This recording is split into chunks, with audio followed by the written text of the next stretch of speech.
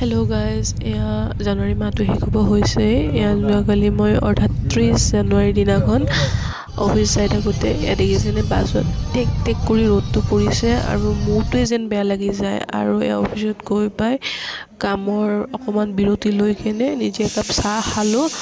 আৰু নিজে বুলি কিয় কৈছোঁ, কাৰণ সিদিনাখন মোক চাহ দিয়া মানুহজন নাছিল আৰু সেয়া তাকে মই নিজে গৈ কেনে বনাই খালোঁ।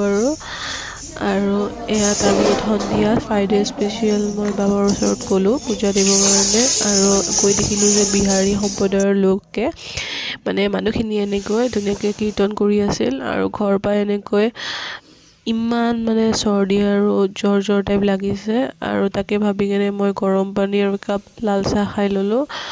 মৰ্ণিং আজি এনেকৈ আকৌ মই মেৰি বিস্কুটেৰে এনেকৈ আদা দিয়া লাল চাহ অলপমান বনাই খালোঁ। তথাপিও এতিয়ালৈকে মই ভালেই পোৱা নাই। আৰু আজি হৈছে ছেটাৰডে আৰু যিহেতুকে লাষ্ট ছেটাৰডে, এইটো জানুৱাৰী মাহটো শেষ। তো সেয়াই আৰু তাকে বোলো আজি ঘৰতে আছোঁ যিহেতুকে অকণমান দেৰি কৰি নাস্তা কৰিলোঁ। আৰু নাস্তাত এয়া ব্ৰেড